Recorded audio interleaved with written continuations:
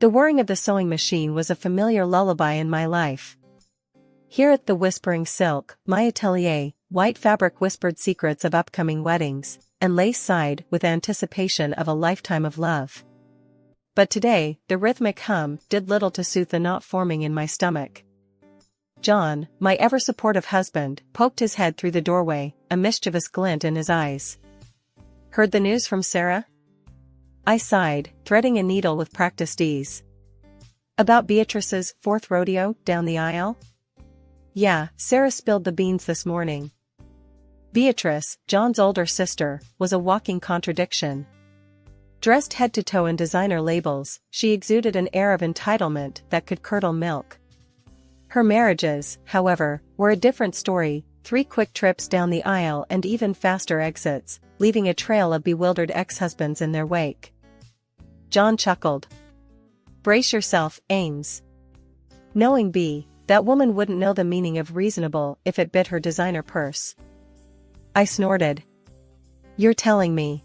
Remember the meltdown she had over the shade of taupe for her bridesmaid dresses? It was like the apocalypse was upon us." The memory still made me roll my eyes. Beatrice had a knack for turning even the most mundane detail into a 5-alarm fire. Just then, the doorbell chimed, its shrill ring shattering the peaceful hum of the workshop. John raised an eyebrow. "Early for an evening fitting, isn't it?"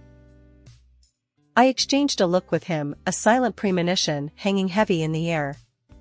"Let's just say," I muttered, heading towards the door, "I wouldn't be surprised if a certain someone decided to grace us with her presence a little early." Swinging the door open, I was greeted by the sight of Beatrice, her perfectly manicured nails tapping impatiently against a Louis Vuitton clutch. Her lips were pursed in a disapproving line, a stark contrast to the bright, eager faces of the brides-to-be who usually graced my doorstep. "Amelia," she drawled, her voice dripping with condescension. "Lovely to see you. I trust you've cleared your schedule for the next few months."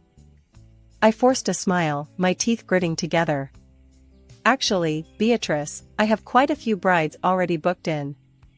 Yes, darlings in their first weddings," she interrupted, waving a dismissive hand. "But this, my dear, is my 4th. A milestone occasion. Surely you wouldn't deny your own sister the privilege of having you design her dress?" Sister-in-law might be a generous term for Beatrice. We tolerated each other at best, and the thought of spending months working on her wedding dress filled me with dread. "Of course, Beatrice," I gritted out, forcing a smile that felt more like a grimace. "But designing a wedding dress is a meticulous process, it takes time and—" Beatrice cut me off with a haughty sniff. "Time is money, darling, and I'm more than willing to pay for your expertise." Her voice dripped with sarcasm, the implication clear: she considered my talent a mere service, not an art form. "Actually, Beatrice," I began, a steely resolve forming in my chest. "My usual fee for a wedding dress of this caliber is $5,000. "Absolutely outrageous," she sputtered, clutching her pearls in mock horror. "For a simple dress for a 4th wedding? Come on, Amelia, be reasonable." "Beatrice," I said, my voice firm, "the intricacy of the design, the quality of the fabric, these all factor into the price." She scoffed. "Intricacy? Honey, I'm thinking simple elegance. Maybe a touch of lace, some pearls, a white fabric, nothing too over the top, you know, considering it's not exactly my first rodeo." My jaw clenched. "White for a 4th wedding isn't exactly simple elegance, Beatrice. Perhaps a more understated color would be more appropriate?" A dangerous glint flickered in her eyes. "Don't even think about suggesting that dusty rose monstrosity you foisted on Sarah. White is the color of purity, Amelia, and purity is exactly what I'm aiming for." Purity? The woman had 3 ex-husbands and a trail of broken hearts a mile long. Purity was the last word I'd associate with Beatrice. "Look, Beatrice," I sighed, trying a different approach. "How about we take a look at some sketches, discuss some fabrics, and then we can talk about the price?" The next hour was a masterclass in frustration. Beatrice shot down every design suggestion, wrinkled her nose at every fabric swatch, and insisted on adding more and more bling to every iteration.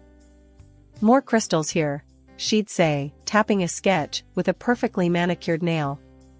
"And a longer train, don't you think? A girl can never have too much train on her wedding day." I gritted my teeth, reminding myself that Beatrice's outrageous demands wouldn't pay the bills if I didn't somehow placate her. Finally, after an eternity of back and forth, we settled on a design, a white, strapless gown with a voluminous skirt and enough crystals to blind a small country. "And the price for this masterpiece?" Beatrice drawled, leaning back in a plush armchair. "Taking into account the complexity of the design and the—" I hesitated, searching for a polite way to phrase it, "extravagant amount of embellishments, the total comes to $3,000. Beatrice's eyes widened. "3,000? Are you serious, Amelia? That's highway robbery." "It's a fair price," I countered, my voice firm. "My team and I will be putting in countless hours to create this dress." "Look," she said, her voice softening into a feigned sweetness, "how about a little family discount? Sisters-in-law should look out for each other, shouldn't they?" I stared at her, incredulous. A family discount after all the insults and demands? The audacity of the woman. "Beatrice," I said, taking a deep breath, "consider this my final offer, $3,000. Not a penny less." In the end, she agreed, but as if she had done me a favor. A few weeks passed, and at the next fitting she made a shocking statement. "Considering this is a family affair," she began, her voice dripping with condescension, "and all, I was thinking maybe we could skip the whole money exchange thing." My jaw dropped. "Skip the money exchange? Beatrice, this dress took weeks to create. My team and I put in countless hours." "Look, sweetie," she interrupted, waving a dismissive hand, "think of it as a wedding gift from your dear sister-in-law. A way to show you support my fourth trip down the aisle." My blood pressure skyrocketed. $3,000 was a significant chunk of change, not to mention the countless hours of labor. A free dress? As a wedding gift? The audacity of the woman. "Beatrice," I said, my voice tight with anger, "I already cut you a 30% discount. My team deserves to be paid for their work." She scoffed. "Oh, come on, Amelia. Don't be so petty. It's just a dress. Besides, think of the exposure. Having me, Beatrice Kensington, wearing your creation at my wedding? Priceless publicity, darling." Priceless publicity? This woman truly lived in a world of her own delusions. There was no way I was letting her walk all over me, and my business. "Beatrice," I said, my voice firm, "my final offer is $3,000. Not a penny less." Her smile evaporated, replaced by a thunderous frown. "Fine," she spat, her voice laced with venom. "But don't think this is over, Amelia. You'll regret crossing me." With that, she stormed out of the atelier, leaving me speechless and fuming. That evening, I recounted the whole ordeal to John, expecting him to be on my side. To my relief, he was. "The woman's delusional," he said, shaking his head. $3,000 is more than fair. You don't owe her a single stitch for free." Just as I started to relax, the phone rang. It was Beatrice's mother, my mother-in-law. My stomach lurched.